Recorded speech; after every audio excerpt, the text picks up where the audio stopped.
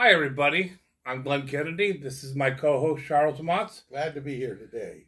Welcome back to Barn Talk. How you doing this morning, Charles? Well, I'm waiting for that cool spell, that cool breeze that comes in. It has been pretty hot lately, hasn't it? It sure has been.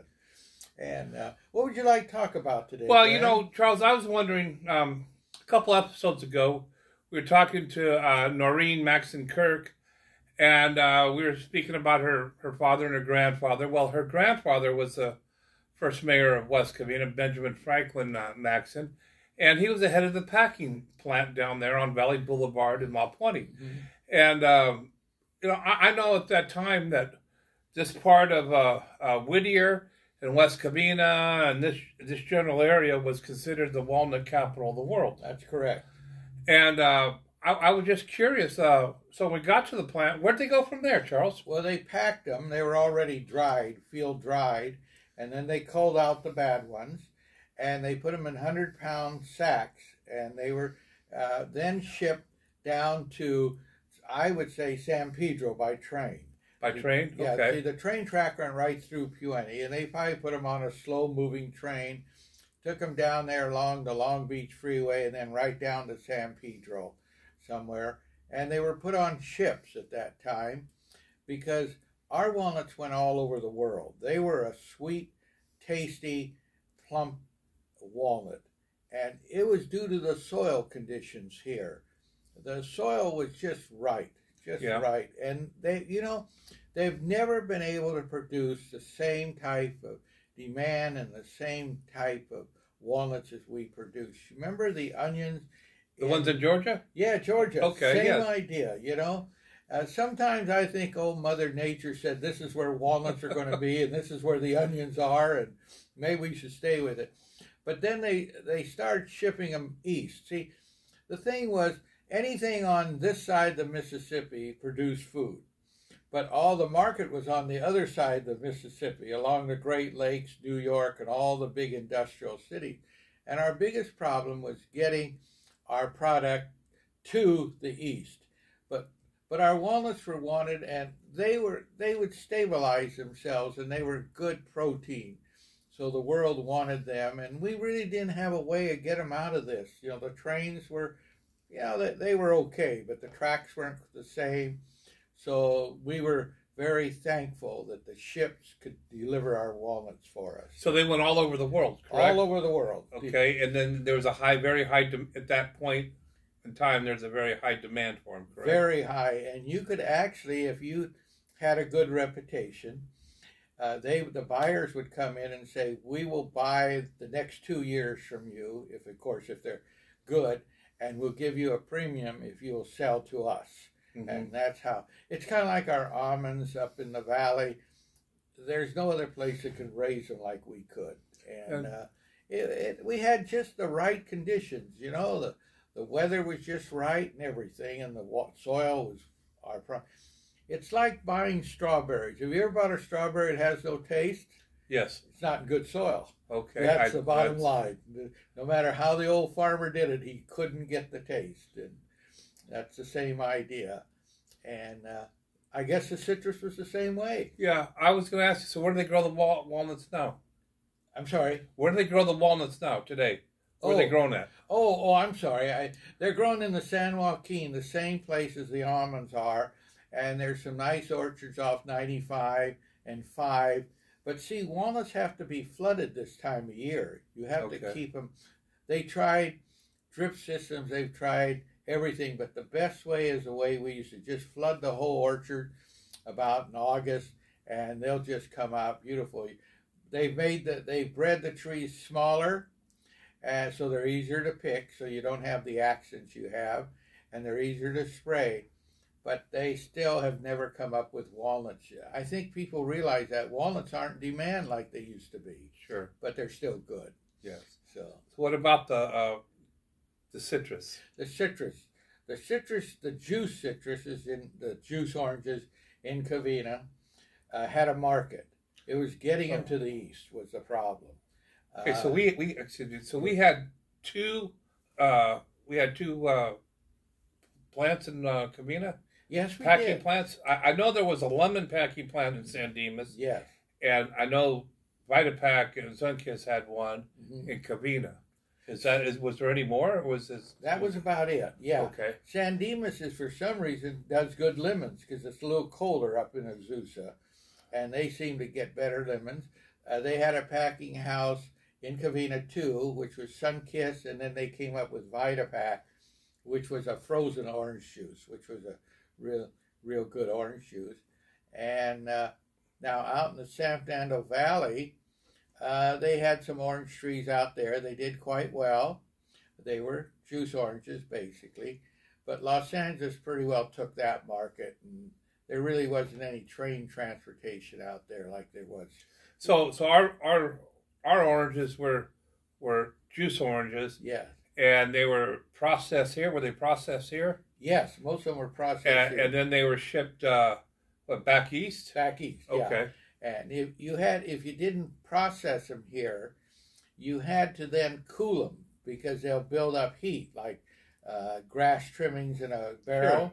So you had to pack them in freight cars that had ice in them at both ends. And that ice was picked up in Pomona. Pomona had big ice houses. And one thing about Pomona, they didn't pump air into the water while they were freezing it, so that ice could almost make it east before they had regular weather. So made a big difference. Sure. But they still had that Cajon Pass they couldn't get over. Yeah, so how did that work out? Well, according to the stories, they everything went to San Diego from here, and then from San Diego they went to Barstow. And then from Barstow they went to Needles. And you remember, you go down the Colorado River, and then you swing around, and you start the hill up and to Kingman. And once they got the freight cars to Kingman, and Kingman's a big stop, they loaded up with whatever they wanted, ice, water, coal, or fuel, and they took off for Chicago. And it was a long trip, a long trip. Because if the weather's too hot, the wheels spin, so they have to drop sand on them. And if it's cold, they still spin, they have to drop sand. So that grade had to be nice and level, and they had to keep moving. So that was the key, to keep moving. Just keep moving. Yeah. Remember Johnny That's Cash? that's like, well, down to San Diego and back up to Barstow, that's like 100 miles or 150 miles out of your way. But I guess if you keep moving, that's just how it is. Because they had was it like 5% grade, 3%? What was it? 2%. Okay, 2% grade. That was what they wanted. Yeah. Okay. See, the Cajon Pass, they couldn't get it down to 2. 3 was maximum, and that really they just gave up basically. Yeah. So, and then down in we were tied into Whittier pretty heavy here. Yes, we were. And then as you go down to Orange County, they raised a navel, a wonderful navel. But when you ship a big orange, and they were big, and you shipped it east, most people just looked at it. You had to peel it, then you had to open it up. It's kind of like when they sent the avocados down there in the 50s. Nobody knew what to do with it, you know. And but they did a lot of advertising, and they finally opened up their market. And once that market hit in the east, those beautiful navel oranges, it was just, they couldn't grow enough of them. Yeah, the navel oranges is really, really good to eat. Isn't it funny? They could grow navels real good, but we couldn't grow as good as navels, and they really didn't get as much juice out of their oranges. Isn't that? This is a different soil. A different soil, yeah. And people don't realize Irvine's 35 miles away. Yeah. And that's the difference in the soil. That's it. It's not that far away. No. Just like over the valley, in the San Fernando Valley, it's 30 miles away, 35, whatever. Same distance. Yeah. And the soil's different there. That's right. So it's pretty remarkable. See, this San Gabriel Valley is unique soil. It's like no other like it in the world. No. And it's a shame. It should have been left for agriculture, not housing. Yes, it really should have been. Because it had the weather. Just think of our weather. It's just perfect. We don't have too much wind to blow the little blossoms off, and we don't have these strong cold spells or hot spells or early springs where everything is blossoming and we get a little freeze. It's just perfect, isn't it? It is. Yeah, it's just hard to believe. You were asking me about the screwdriver. Oh. Do you want to go on? Well, okay. So, as the story goes, if you look it up, the screwdriver was quote invented in China during World War II in the early 40s, and then I think the same bomber group was also in Turkey. So this is where they said the screwdriver was invented. Well, a former barn boy, Bill Berger, who just passed away here was last year, he was close to 100. He was a pilot during World War II, and he was in China. He was under, I think, Vinegar Joe and all those guys during the war, and I think it's his group. He was from this area. Remember, the residents here were drinking screwdrivers 50 years before that. Yes. They were all, they've been growing oranges here since the 1800s. Yes. Since right. 1890s. 90s.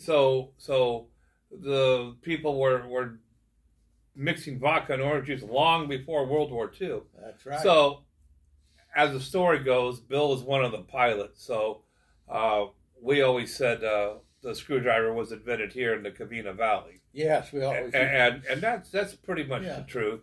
And we never knew where the word screwdriver came from. The only thing I can think of, they probably had a screwdriver in their pocket and it was mixing the drink with it. That's right, or in the airplane, they'd reach down and mix it or something, And if poor Bill would have lived another year, we could sit here and interview and ask him about it. Wouldn't that have been wonderful? It was. He has some great stories. Bill Berger was he was Salter of the Earth guy. What a great guy. Yeah, and he had that pickle factory. Remember? He had the pickle factory. Yeah, right over there by the hospital. Yeah. So that's what I've gotten out of the screwdriver. Yeah, me too. Yeah, and they enjoyed it. I bet even during the screwdriver is the preferred drink here at Hearst Ranch. Oh, of course. Yeah, you bring anything else in here, you're in trouble. That's right. Yeah, that's right. Yeah, it's vodka and orange juice. Yeah, we had a board member. Remember, he's told not to drink orange juice anymore. Yeah, so he just drinks the vodka instead. He just drank the vodka straight. Yeah, that was a good one. Yeah. It was orange juice was a product that the East needed, and they needed our fresh vegetables. Can you imagine going through a whole winter with no fresh vegetables? And that was the goal: how to get them out of here to the East, so they could. Yeah. So I know at one point the train stopped there at Spadra or Pomona. Yes. And so they had to do other methods, but as technology came, it kept going through. But it was they eventually got over the Cajon Pass and went straight to where? Salt Lake, Chicago. Where'd they go? They tried to follow 66.